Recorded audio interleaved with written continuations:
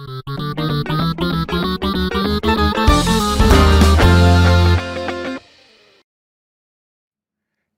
everybody, welcome to Game Mess Mornings with me, Jeff Grubb, your host from giantbomb.com. Thank you for tuning in. In this episode, we're going to be talking about people looking for a reason to believe in yet another direct, and HBO is going to make a Baldur's Gate 3 sequel series. What?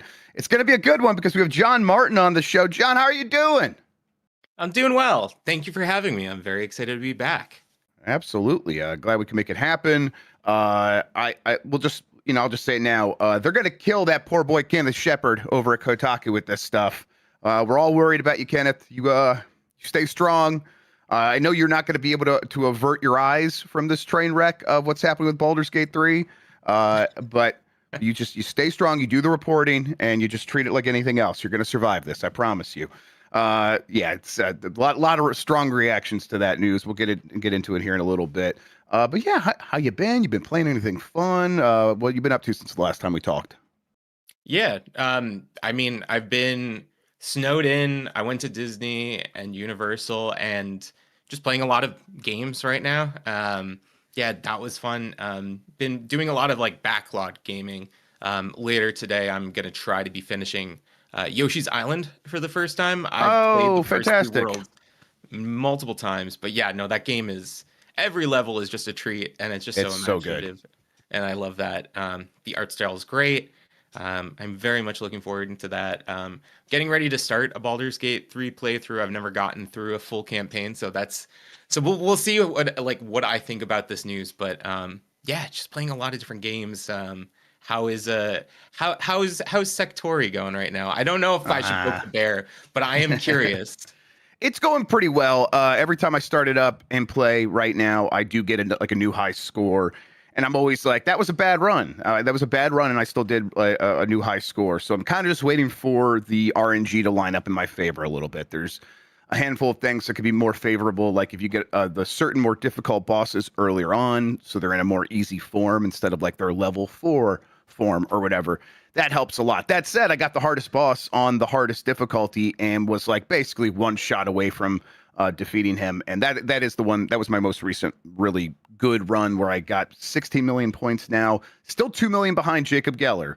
But we're right there, and I could see. I think if I would have beat that boss, there was a chance with all the bonuses I might have been able to catch up with him. It would have been close. But I'm still really enjoying it. It's still really good. I'm trying to play other games now, though. I am trying to like mix in some other things. So, yeah, I'm trying not to be, a one-issue gamer right now. But yeah, it's going well. I'm enjoying it. Yeah, you said you were at Disney. What was the weather like when you were there? Was it cool? Like I can't imagine it being kind of cold at Disney. That would be kind of awesome. It kind of was actually. Yeah, it was like for the most part, it was like kind of in the mornings, it was like 40, 50 degrees. It never got higher than like 69, I want to say. And that's not even a joke. That's like legit what my thermostat was telling me first thing in the morning. But yeah, it is definitely like one of the better times to go. There's not many crowds. You get to do everything that everyone in your party wants to see. And yeah, it's just a good time just trying to escape from it all. But yeah, good time. I walked like 4 marathons, so that's cool. Always good to keep the health up. But yeah, man, it's good. I'm just glad to be back. Yep, I'm glad to have you back on. Let's do some quick housekeeping real quick, everybody. The Mewgenics Quick Look. It's a Quick Look EX. We had the dev on to talk about the game. That's up on the site now. Go watch that.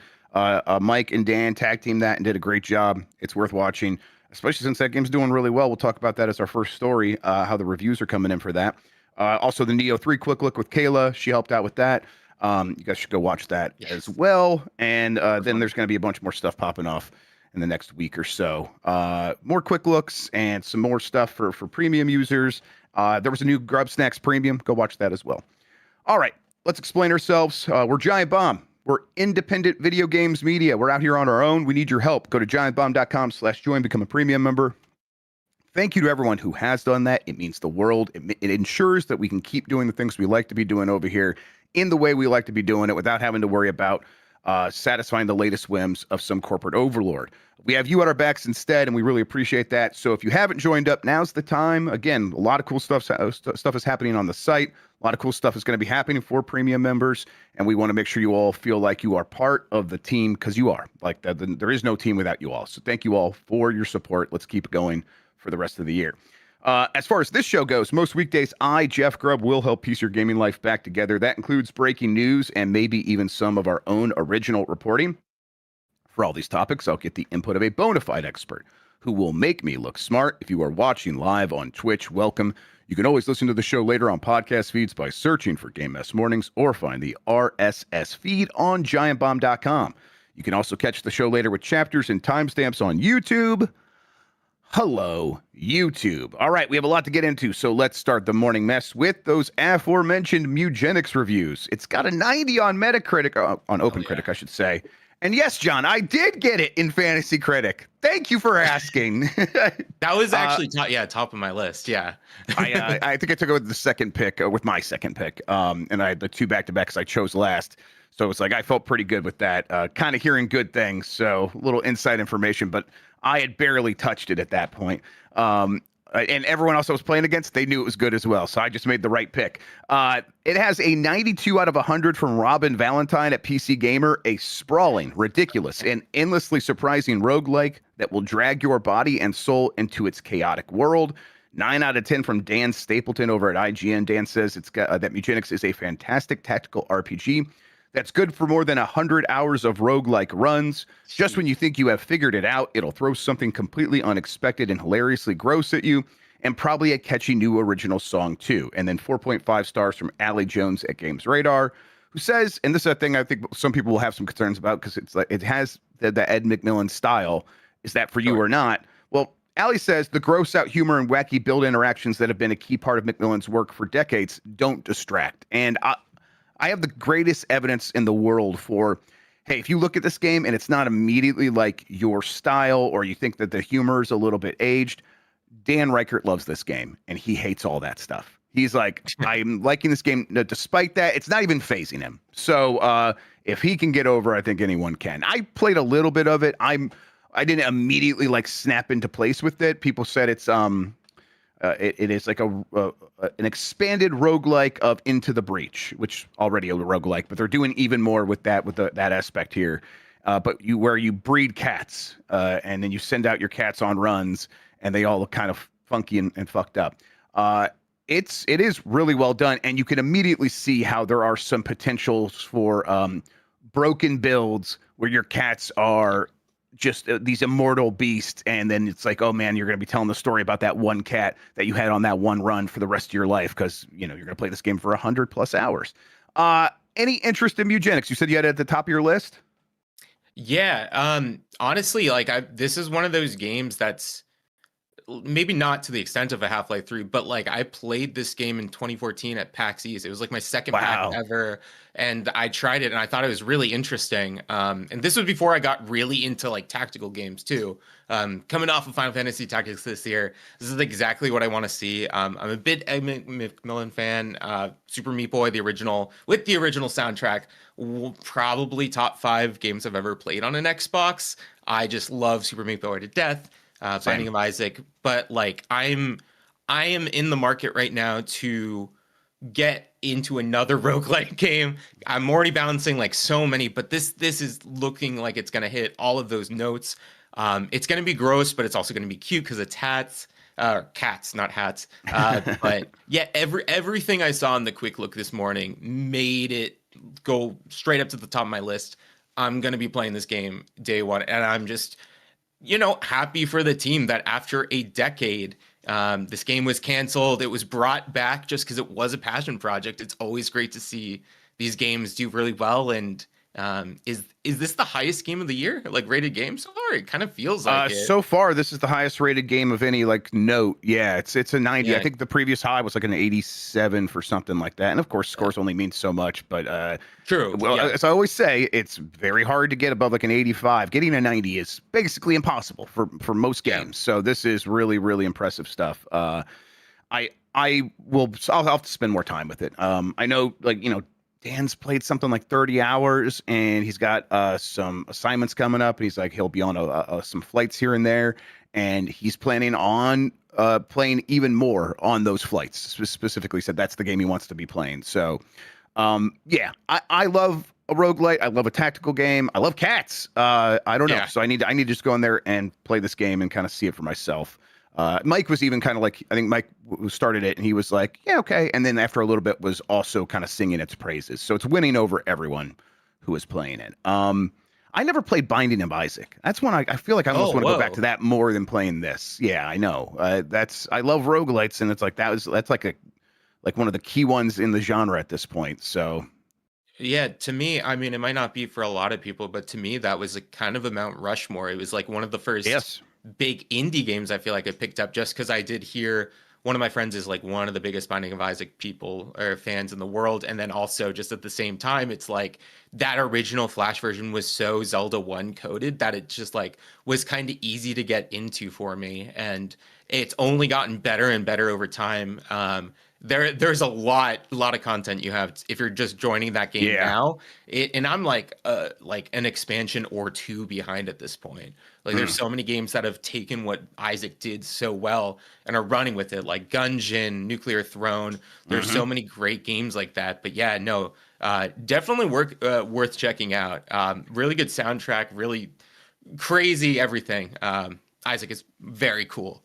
Yeah, and the thing with Binding of Isaac is I could throw that on a Steam Deck and that would be perfect on there. I Oh, could just probably play that nonstop. Worth pointing out, ideal. Mewgenics is like a cursor game.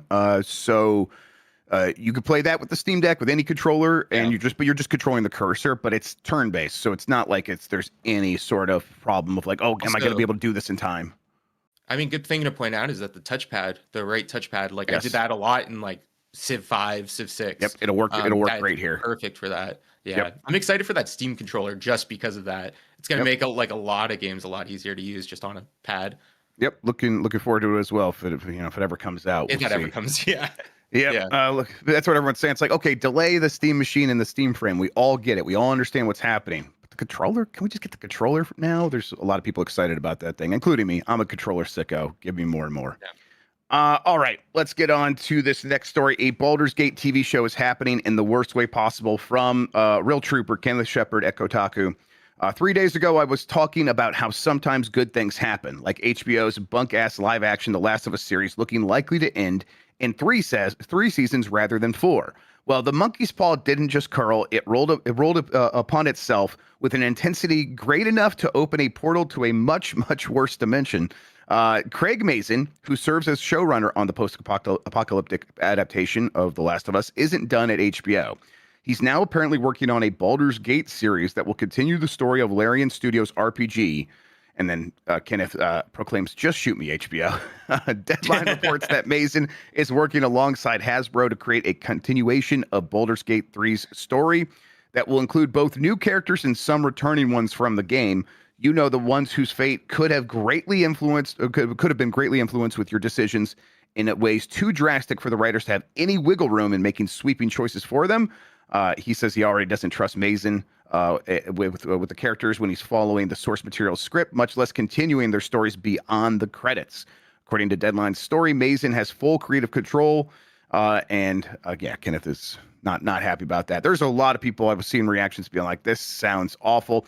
I have not watched a second of The Last of Us. The last Craig Mazin thing I watched was Chernobyl, which is one of the greatest Sure. TV miniseries of all time. Is that Absolutely. entirely up to Craig Mazin? I have no idea. Maybe it's not. Maybe the other people involved was women. I mean, I know that like the set designer and stuff went from that show to Andor, and Andor is now the best show ever made. So Yeah. maybe it was the set designer that was really making Chernobyl churn. I think the idea that is even more frustrating here than having Craig Mazin make another video game adaptation after sort of seemingly pissing off everyone who liked The Last of Us with season 2 is this idea of continuing the story of Baldur's Gate 3, this Yeah. thing that's so greatly dependent on your own choice. Like, who is going to be happy with the whatever the status quo they decide upon? Because it's not going to be anyone's status quo at the end of that game, right? Right. That it is a big worry because like how are you going to definitively say this is like the canon path and these are the choices you should have done? It does seem like a little short-sighted and it definitely kind of screams that like Hasbro is just looking to capitalize on this without actually realizing what made that game so special in the first place. I think there's a big difference in something like Baldur's Gate 3 versus like a Mass Effect. Mass Effect's getting a show to Amazon, but like at the end of the day, Mass Effect has these plot elements that you are building decisions to, and it changes who you're interacting with. It doesn't just completely give you a different ending at the end Yep. of the day. Mass Effect is about choices, but Baldur's Gate is a choice-based RPG. In a sense, you are crafting your own story as opposed to in Mass Effect, you are just kind of going along and you have a set path, but it's like what's going to change. I don't think anyone's going to want them to say, "Hey, this is definitively what this is." Thanks, man. I just hate this decision. It's not great. And I don't even know what they're gonna do with this. Like, Yeah, where and are you like I gonna just go? like why not? I mean, a Baldur's Gate TV show.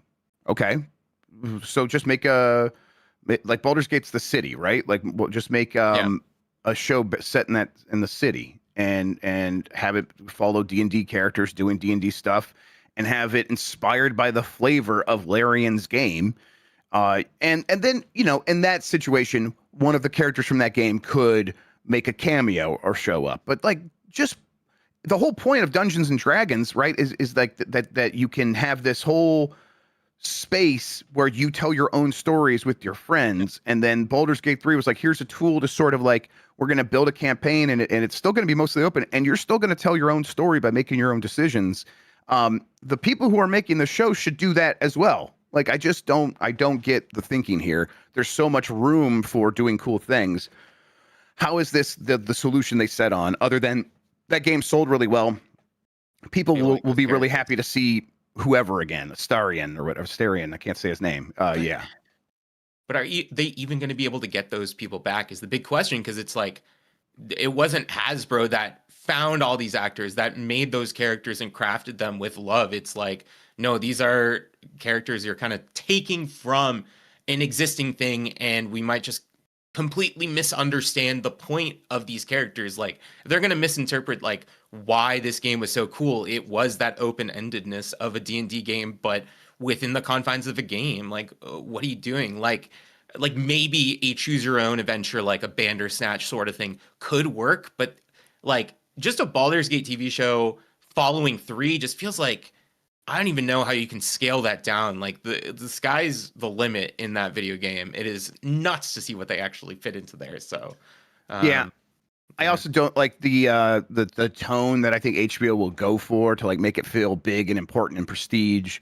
Yeah. Also doesn't necessarily fit. I guess it works better for like what Baldur's Gate has kind of been, in Baldur's Gate 3 definitely feels like it has just fantastic writing and great performances and stuff like that. But Honor Among Thieves, people pointing out in chat, and like I loved Honor Among Thieves. That felt like someone played a campaign and then they adapted that campaign into a film because it has all the energy of people sitting around a table, goof around with one another, kind of making bold choices because they're bored or whatever, and then they just want to mix things up. It has that energy, and that was really fun, and I kind of think ideal. HBO is going to have to try to be like, this is our next Game of Thrones, and I just don't. I don't know. That doesn't sound nearly as appealing to me. Larian isn't involved with the show. That's the next story here. They're not involved with the Baldur's Gate show at all, and that's not surprising. But also, the people who love that game, they know who's responsible for it. Kenneth Right. Shepard wrote this one as well. Last night, HBO announced what could be described as a terroristic threat against me, specifically by revealing it's working on a Baldur's Gate TV show that will take place after Baldur's Gate 3 and canonize the event of the choice-driven RPG, all while working with The Last of Us showrunner Craig Mazin. The second part of the one-two punch came shortly after, when it was confirmed that Larian Studios, the team behind Baldur's Gate 3, won't be involved in the show at all. The fans and maybe even some of the folks at Larian have been expressing disappointment about all of the above in the hours since. And then Kenneth over on Kotaku collected a bunch of messages from people on social media kind of being very upset or sad or coming up with plans to save their favorite character by smuggling them out of their butt from HBO's headquarters and stuff like that. There's some responses to this news. Yeah, like I said, not surprising. Larian's not involved. They're not involved in Baldur's Gate in any way anymore. They're moving on. Right. Baldur's Gate. They're done with Baldur's Gate 3. They were even talking about, hey, we'd love to do a Switch version, but we don't work with Hasbro and all them over there anymore. So it's not happening. There's no conversations about that. So yeah, them not being involved with the show makes sense from that point of view. Where it doesn't make sense is these are their characters and their writers and their take on the universe. And that stuff is good because of those people who worked at Larian. I think not that that's like how like the only way you could adapt things is working with the original people, but I think we've seen that has helped a lot. That first season of Last of Us was much more well received when people from Naughty Dog were more involved. And then the second season, they were less involved and people didn't like it as much. Again, small sample size, but that's what people are worried about here. Do you think like this is going to come out and be like sort of the staple, or is it going to exemplify like where gaming adaptations are in Hollywood right now, where it's just like they feel like they can brute force them into being big hits if they just throw a bunch of money into it and they aren't going to worry about the details? A bunch of money, a bunch of cameos. Yeah, it's it is interesting because like it is continuing the story, but like I mean D&D just as a structure is so, I don't know, varied. It's so, I don't know, it's open-ended in a way that I think personally you could do anything you want with this kind of thing, with this kind of game. You can craft your own story, and yeah, I think it's going to be different. Like, I just feel like if you want to build off of Baldur's Gate 3, you can, but it doesn't need to necessarily focus on those characters. You could just have these tales of what happened. Maybe you mention a couple side quests, but yeah, it's weird because it's like they're not going to get the characters per se. It's not like, hey, Mario, we have like a set amount of characters and it makes sense that we would have them there.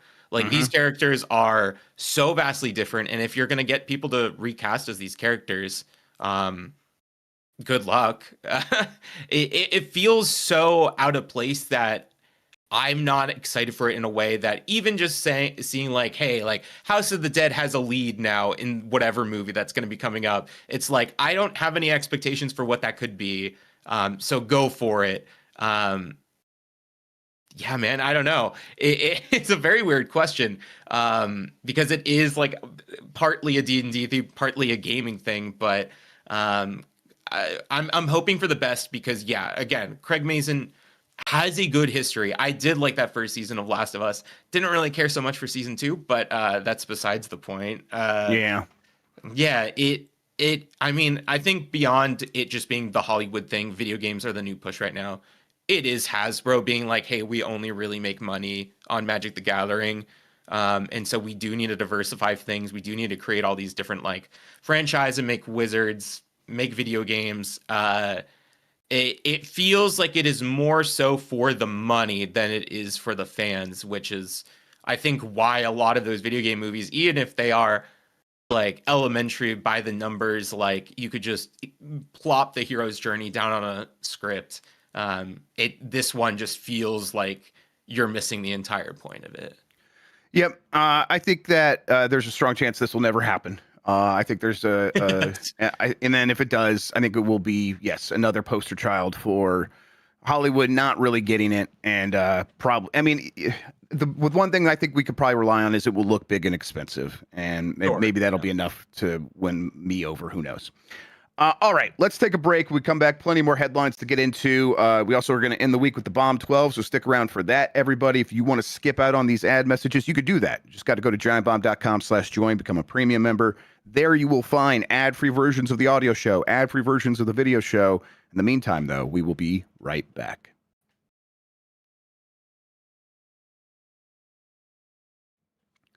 All right, we're back. Game Mess Mornings, Jon Martin, Jeff Grubb. Nintendo support has a page for a Wii remote for the Nintendo Switch 2. What is remote? I'm saying remote. Remote? Yeah, there we go. a Wii remote for the Nintendo Switch 2. This is from My Nintendo News. Nintendo Support has published a page for an unspecified Wii remote accessory for the Switch 2. We already have GameCube games on the Switch, Nintendo Classic service, so Wii is likely the next candidate. Of course, this could just be future planning, as the support page itself is naturally devoid of any details regarding the currently unannounced peripheral. Yeah, look, John, if you make a GameCube emulator, you've also made a Wii emulator. Yeah. So that, that's Dolphin. Dolphin does both. Write it in there because the Wii famously is two GameCubes duct taped together, so it's basically the same thing. If they did the Virtual Boy, why wouldn't they do the Wii? Is this happening? I assume so at a certain point. I still look back to like everyone's reaction to the Virtual Boy. It's still wild to me that is actually happening. It's crazy. The Wii was a touchstone for so many. It is assuredly going to turn heads. It's a weird situation where I feel like the Wii more so than the GameCube has more games already on the Switch in one form or another than the GameCube does. Like you have Skyward Sword, you have both Mario Galaxies, sort of have Wii Sports, but not really.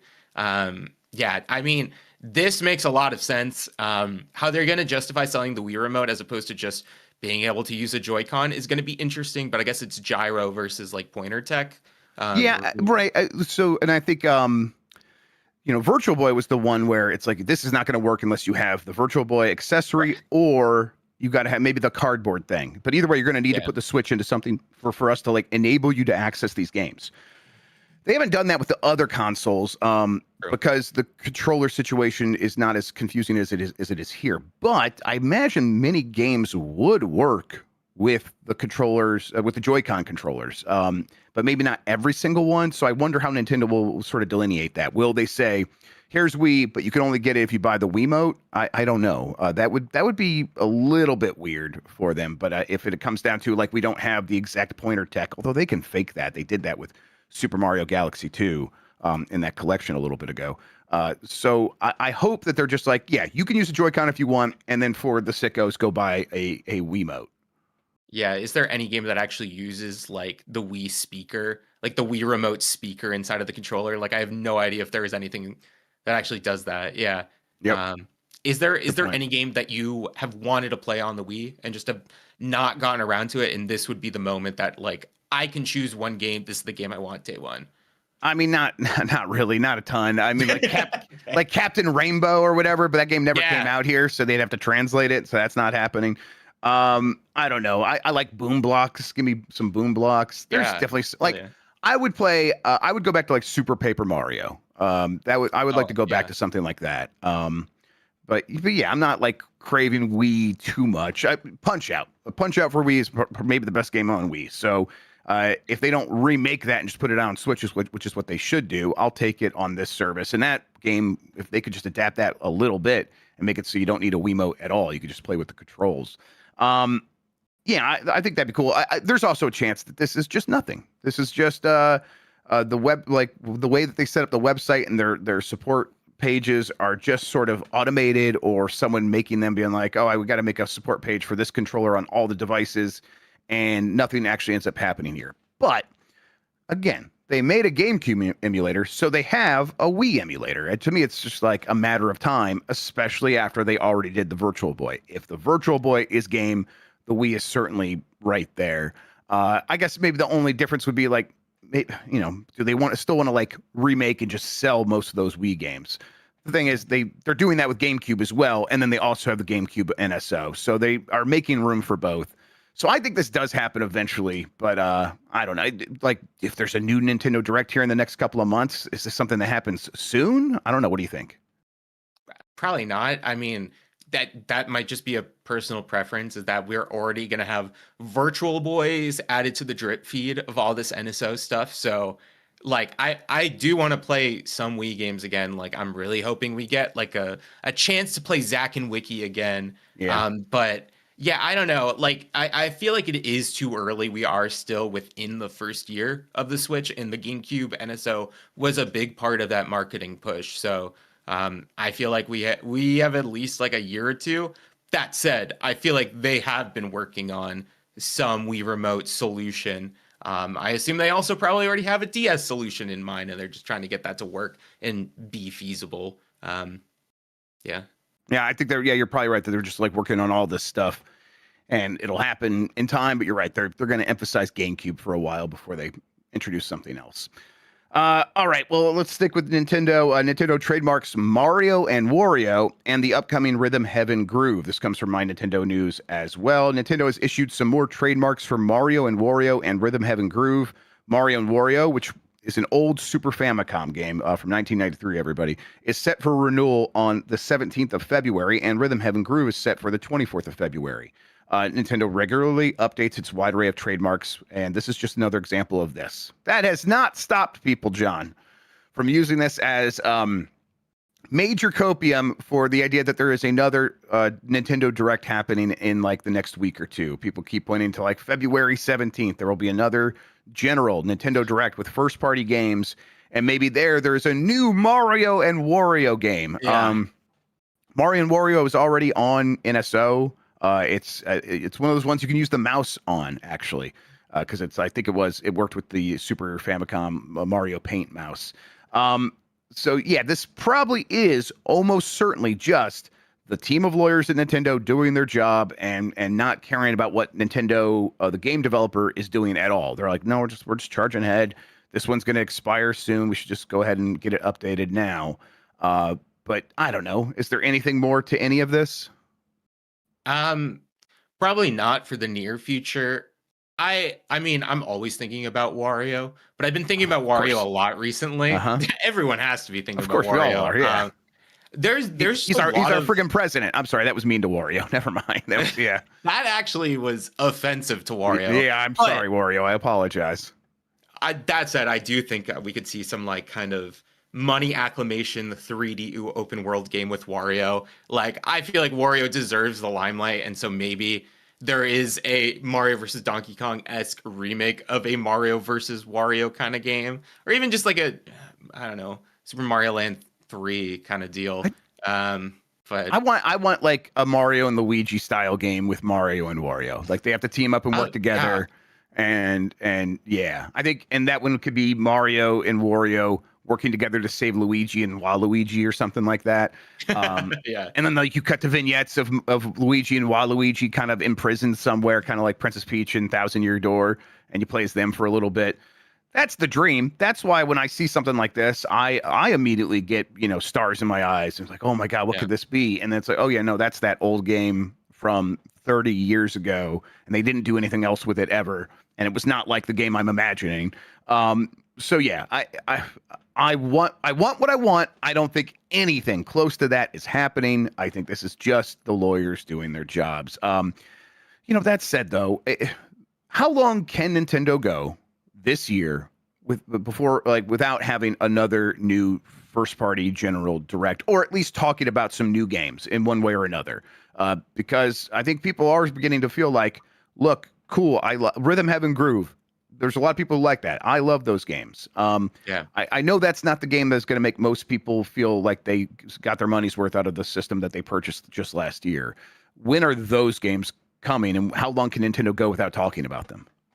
Yeah, I feel like April at the latest at this point. That said, Rhythm Heaven Groove should be on everyone's radar. That is, Rhythm Heaven has always been like one of my favorite franchises. But to be completely honest, I mean, again, that's also, we don't even know if there's a Switch 2 version of that. That is a Nintendo Switch 1 game. Yeah. So yeah, to your point, maybe there's another one in February. That kind of feels weird. Like April is kind of where I would imagine it would go. We've already had two in February. We had the Tomodachi Life one and the Partner Direct one.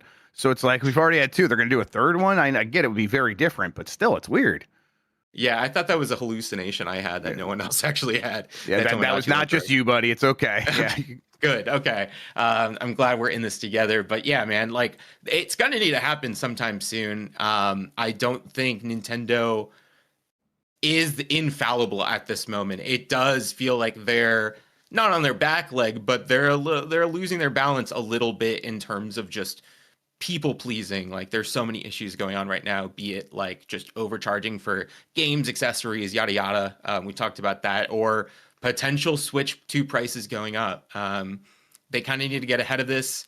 And yeah, I'm very curious to see what they have. But yeah, this first half of the year kind of feels a little soft to me. Tomodachi Life is going to be great, but it's going to be like a game I do like once a day in a very Animal Crossing sort of way, and then just like, move on to that. It's not going to be a profound experience, I guess.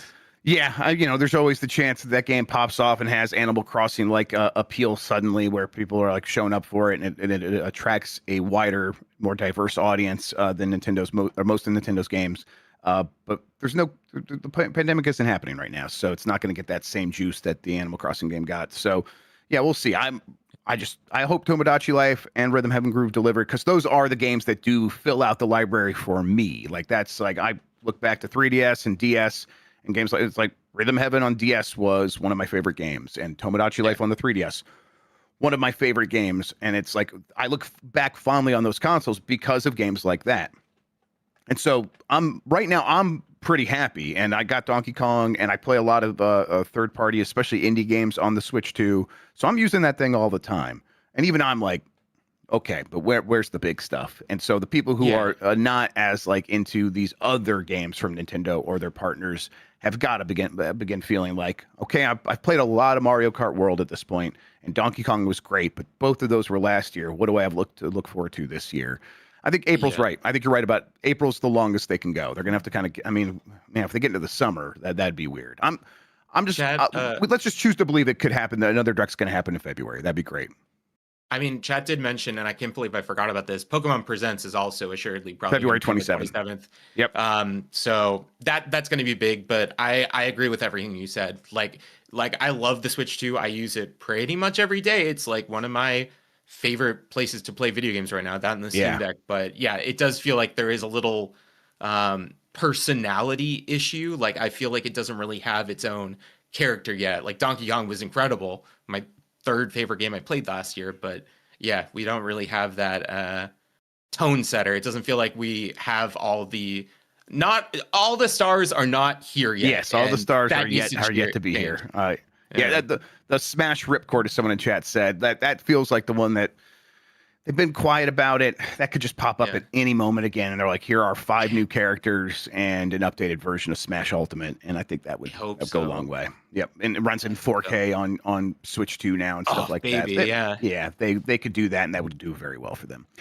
All right, this next one, Konami and M2 announced new Goemon Switch collection. Here are the 13 retro titles included. This is from Liam Doolin at Nintendo Life. If you're a fan of Goemon and the Mystical Ninja series, there was a rather exciting 40th anniversary announcement shared during this week's Japanese partner showcase. This did not show up in the showcase worldwide, but it was in the Japanese partner direct. Konami and the emulation experts at M2, who are the best in the game, are teaming up to release Ganbar Goemon Daishugo, a new retro collection coming to the Switch and multiple other platforms in Japan on the 2nd of July. This package will include a bunch of games. There's Famicom Goemon games, there's Super Famicom Goemon games, and some Game Boy and Game Boy Color Goemon games. So none of the N64 ones. I bet that'll be in the collection too at some point. But man, I knew there were a lot of Goemon games. I didn't realize there was 13 between the Famicom, Super Famicom, and Game Boy. That's quite a bit. Have you ever touched any of these Goemon games? Back in the lean days of the N64, it was like you were always looking for anything to play. And so I was just like, oh, this Goemon and the Mystical Ninja game. People have said some nice things about that. I'll check that out. And I ended up playing quite a bit of that just because it was a new game for the N64, and it kind of felt like they gave it some care and love. I had not played a lot of these previous ones, although I know there are fans of the Super Famicom games. How about you? Any Goemon love? I was actually playing a Goemon game last night. I've been exploring a lot of the PS1 library, and there's like, I saw some video of it somewhere, and like Goemon drives a mech of himself in some of the games. And so I just had to hunt this down, and then I found out there was like Goemon the Next Generation, and it's like a really cool looking like 2D platformer of like Goemon's kid is attacking with like his like big pipe thing. Yeah, I mean these are fun. I always played some of the Super Nintendo ones with my brother growing up. Our uncle gave us a copy of that, and so those are just fun 2-player games to play with each other. So yeah, it's definitely not as big as it is in Japan, but yeah, I have been itching to play those like 3D N64 ones. I think there's some Yeah. on PS1 too. It's just some of those are just only Japanese exclusive because they're gonna have things that we just have no idea about. But Goemon, the actual person, kind of a Robin Hood figure, so you gotta love stealing from the rich, giving to the poor. So Oh yeah, look yeah, at that. true hero, absolutely. Bettermento in chat says the third Super Nintendo game is a Cyberpunk: A Link to the Past. Okay, I should play that. That sounds awesome. That's crazy. That sounds Wow. very cool. Okay, let's see here. Nvidia reportedly delays RTX 60 series and cancels RTX 50 supercards. Also, Jan is telling me I made an error on the Bomb 12. Jan, what numbers is that game on twice? And I'll get you the other game that should be there. All right, from Alex Hopley at Game Reactor. It appears Nvidia's consumer cards won't be coming back for some time as DRAM shortages continue to plague the GPU industry. Ever since we first heard of RAM shortages spread throughout the world, we realized this would have a larger impact on the world of tech. Now we're seeing a major after effect as it seems Nvidia is set to delay its next generation RTX GPUs and won't launch the famous Super Series of its latest models. This comes from The Information via WCCF Tech, which reports that there are no plans for Nvidia to launch a new GPU lineup this year, and will be slashing production of current gen cards. Perhaps it's best not to upgrade now. Then, if you do want to know if there's a light at the end of the tunnel, though, it seems even Nvidia isn't sure of that just yet. Its new Rubin 60 series cards were set for release in late 2027, but now have apparently been delayed due to ongoing issues with the DRAM market. 2027, late 2027 was what we're talking about, Yeah. where they're unsure if they're going to be able to get enough RAM by then. And really, it's like, do they care to try to solve this? Because NVIDIA benefits if more of the stuff goes over to AI, because they could sell $60,000 cards to vendors 100 times and make way more money. Hey, this sucks. This is bad. Yeah. It's not great. I feel like every time we're talking about this, it just brings down the mood because there's no future right now that we can see. If Nvidia of all companies is not expecting to be able to release something late next year, man, like yeah, it's going to plague the entire industry for a good long while. And I've dealt with software droughts before. I've dealt with the dire days of the Wii U and dealt with like not a lot of games coming out. But if there's a ton of games coming out, way more than there were back then, and no new hardware for people to be able to buy to replace old hardware, it's like an Ouroboros of the industry kind of eating itself. It's not looking good. And I mean, AI just keeps bringing people under and under. So even if people like had the time, had the means to be able to afford that, who's to say there is even jobs to make the video games that we would need these graphics cards for in the first place? It is a vicious cycle, but yeah, I don't even know if like I don't really know. I wasn't following the like 30 series Nvidia bringing back. Did that happen? Is that even basically they like 3060. They were always making the 3060. Sounds like they're just going to ramp up production a little bit more. But yeah, I look, I frustrated on multiple parts here. I'll say like part of me is a little bit into the idea of us putting pause on like technological advancement in video games so that we could just take advantage of the hardware that we already have that hasn't been taken advantage of up to this point. But a global sort of collapse in the supply of the technology required to make this stuff is not the answer. It's also frustrating because I mean, I grew up hearing about the Soviet Russia. They have so many limits on their ability to get anything from stores or whatever because of their system. It's so bad, and they didn't have enough. They didn't have enough microprocessors to keep up with the Cold War, and that's why they lost. And it's like capitalism has brought us to the same exact point where we have a shortage of this thing that everyone needs. It is a utility at this point, the ability to be able to compute in your home. And they're like, no, we're going to take that away from you. We're going to put it into a server that you have to rent from us so we can get that sweet, sweet rent. We're going to be the gatekeepers and we're going to get that monthly fee from you. it is, of course, we've ended up back here. No, like they just want to own everything. They're going to own your computer as well, and Nvidia does not seem interested in solving that.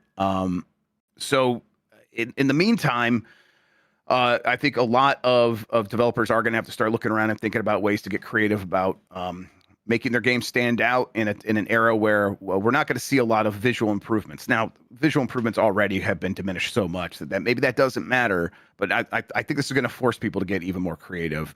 And I'm excited about that just because I know the people responsible for creating games can think out of the box and can do amazing things. And I think we're going to get some cool stuff because of that.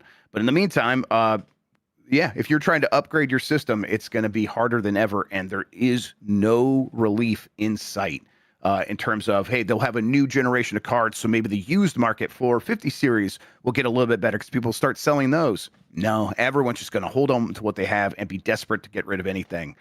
So if you were trying to upgrade, it's just going to be bad now and get worse through this year, and sounds like it could be worse through the end of next year. Excuse me, through the end of next year as well. So if Nvidia's doing this, like, we really should be expecting price increases across the board from Nintendo, PlayStation, and Sony, or from PlayStation and Microsoft again, right? Yeah, absolutely. It's one of those things where none of the companies want to be the first to rip off that band-aid for the third to fourth time. But I mean, a scar is going to scar over at some point or another. It's just kind of a waiting game to see who's actually going to do that. I mean, maybe Valve is the first one to do that, to be like, this is the range we're expecting our Steam machines to like actually sell at. Um, yeah, no, it's gonna happen. It absolutely will happen. Yeah. Yeah. Someone said I thought Sony was good with stock. They did say they were good with stock for like 6 months. Yeah, So that's going to go yeah, by we're fast. February. Yeah. Yeah. We're already kind of deep into that. So we're gonna probably show up here in the latter half of this year, and they're gonna have to pay a lot more for the same memory, and they're probably gonna raise prices. I think Sony maybe is the least likely. They already have pretty high prices on their devices. They've raised them a bunch of times. They might just eat it. Microsoft doesn't seem interested in taking any losses in their stuff, so I think they could raise their price. And then the Switch 2, we know, already hit by tariffs, already hit by a bunch of other reasons that their profit margins were dwindling. They're not going to be able to take, they won't take this, so they're going to probably raise their prices here before the end of the year.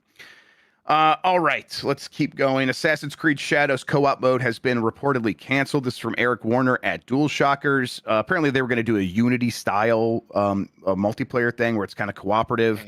They aren't doing that anymore. It sounds like they're canceling that, and it's like, yeah, I get it. I don't think, I think a lot of people were happy with Shadows. They were like, this is a pretty good Assassin's Creed game. Maybe not quite back to form, but close enough.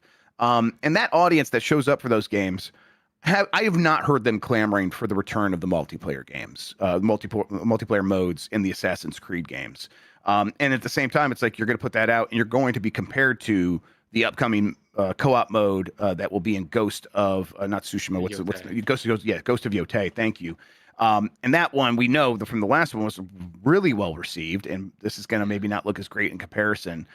But also, this is just Ubisoft being like, pulling the plug on another thing, another project. They're doing a lot of that. This is probably part of that, right? Where they're just like, let's just focus on the stuff we know works. Yeah, absolutely. And I mean, like, anything that comes after a game's launch is already going to have diminishing returns. It does make sense to focus on the next project that will bring in a whole new audience, will attract people, just because it is this bright and shiny new thing. And yeah, like, absolutely, like, there's a part of me that was already more excited for the Legends aspect of Ghost of Yotei than I was for the main game. Not diminishing that game at all. Like, phenomenal game. Sucker Punch nailed it with Tsushima, and Yotei is even better, even though if I barely touched it, just not having enough time. But yeah, it's not nice to see the words canceled associated with the Ubisoft game, especially as of late. But this is one of the easier to swallow ones, because I don't think they're gonna be laying people off who were hired specifically for a co-op mode. No. It just more so feels like they're going to be working on the next Assassin's Creed game, which, you know, that's a machine in and of its own right. So it was going to happen eventually. Last story here. Minecraft gains Bluey DLC. I just included this because I'm gonna go buy it right away, and we're gonna play some more Minecraft with Bluey stuff here in a little bit. The kids love Bluey and they love Minecraft still, so that sounds like a good time. It's yeah. Let's see. Is it available now? Yeah, it's available now. So go ahead and go make that happen. When I go to some family vacations, John, I'll go with like Steph's side of the family, and there are like 5 separate sets of families that basically have the Bluey setup: mom, dad, 2 daughters, and that includes like my wife, who she's has a sister, and she was family there. So it was like kind of across the board. We just have Blueys all the way down. It's a lot of fun. All right, that does it for the headlines. Let's go ahead and get to yesterday's poll question. I have the results over here. I'm going to refresh one more time. More than 4.4 thousand votes for have you played Overwatch recently? 88% said no. Then another, let's see here. So that 11%, 11.5% said yes, they have, but 6% said they've done so in the last year. 4% have done so in the last week, and then 1% in the last month. So you're either playing it or you played it at some point recently. But most people are not, which makes it sound like, hey, this game that is getting positive word of mouth again could really pick up. Any interest in going back to Overwatch, John? Yeah, I already have plans actually to do that. As soon as I saw a Jetpack Cat, I was like kind of already sold. So yeah, I'm honestly I'm throwing it out there. If it's not top 3 on the bomb 12, something horrible what happened. But everything seems to be going well for Overwatch. And I mean, Overwatch is a decade this year, so it's more of a time than any to like get things right. Yeah, I know. I don't like to admit that, but like, yeah, there was a time where I was waking up at like 6 a.m. a decade ago to play Overwatch with some of my friends. So that's wild to think about. Yep. All right. Let's see here. Oh boy, that hurts. Sorry. Gives me heartburn. All right. Let's see. So we got that last poll question out of the way. No new poll question because it's Friday, Bomb 12, despite what Mike Minotti's do when they come on the show. We'll get to the Bomb 12 here in a second. Before we do that, though, yeah, he just came in here, started running the show. Let's see some announcements. The Giant Bomb community is doing a community endurance run. They're doing so also on behalf of Veep, the same charity that we raise money for, helping with rent assistance. Yes, exactly. Yes, helping with helping people with food. Yes, thank you so much. That was a lot of fun. We're going to host it on the website. Jan, do we have a date and time for that? Is that this weekend? Thank you, Jan. Appreciate it. So look out for that, everybody. It'll be on Giant Bomb. Also, again, one more time, there's some new quick looks, including of Mewgenics. If you're hearing this and you're seeing the scores, you're like, what the hell? There's honestly probably not a better way to get up to speed on that game than go into our quick look. I'm going to toot our horn a little bit. Dan and Mike did a great job. Thank you. Yes, Edward McMillan joined them. It seemed like a lot of fun, and you should go check it out if you want to see what that game like really is holding, what it can do. I think Dan is on the sticks and Mike is asking some questions. It's a good time. Okay, I think that does it. We're going to have UPF later today. Tune in for that. Going to just play a variety of games. I think we're going to play some Lort, which is like this online multiplayer. I don't know. Check it out. We'll be playing it there. I'll check it out. Yeah. All right. Bomb 12, John. Let's do it. It's the end of the week, everybody. So we ask everyone throughout the week to tell me, hey, what game are you playing? And then we collect the 12 games that really matter to people who are really playing video games. We have the results right here. Number 12 is Silent Hill F. This feels like it's part of a collection of games on the Bomb 12 that are popular from last year that people are now going back to check out because they got some other stuff out of their way. Number 11 is Hytale, which is that Minecraft-like. Right. Number 10, Hades 2. Number 9, Arknight's Endfield, which I saw people say they regretfully had to put as their Bomb 12 game because they can't stop playing it. I guess it's a Gashapon game, but I don't know. Yeah. 8 is Mio Memories in Orbit. There's a quick look of that on the site. 7 is Baldur's Gate 3. Number 6 is Neo 3. Number 5, Escape from Ever After. That's that Paper Mario game. Mario. Yeah, me and Mike did a quick look of that. Go check that one out. Number 4 is Deadlock. Number 3, Dragon Quest VII Reimagined, popping up hard on the chart. Number 2, Arc Raiders, and number 1 is Cairn, the mountain climbing game. A lot of people checking that out. I'm enjoying that still. Any game from this list that really stuck out to you is like, oh yeah, I'm playing that too. None of them. I've been so stuck in the backlog lately that I haven't yeah. actually touched Cairn. I haven't touched Dragon Quest yet. Yeah, Deadlock, I think I'm going to be checking out this weekend with some friends actually. I have not played that yet. So, Yep, looking that forward one's to that. picking up. That one's getting Yeah. a lot of attention. It's not even out yet. So yeah. All right, that's the Bomb 12 for this week. Let's see. I bet Overwatch makes it next week. I bet it's going to be on the Bomb 12 for next week. We'll see what that see if that happens. See what else makes the chart. If you want to have your voice heard in the Bomb 12, just go to giantbomb.com. If you do so later today, I'll have the updated Bomb 12. If you scroll down just a little bit right there on the homepage, and then to the left, there's a button. It just says vote here or something like that, and you can add your game to the Bomb 12, and I'll tally that all up. We'll get the results next Friday as we do another round of Giant Bomb content for next week. Looking forward to that and more. All right, Jon Martin, thank you so much for hanging out with me today and talking about video games, man. I really appreciate it. Yeah, anytime, Jeff. This is one of my favorite things to do right now. The Giant Bomb community is incredible. I am very thankful to be on here. Yeah. Thank you so much. Thank you for being on. Thank you for just being cool and being fun to talk to about video games. Thank you all for watching and listening. You are the best audience in gaming. Until next time, have a good one. Take care of yourself, and goodbye.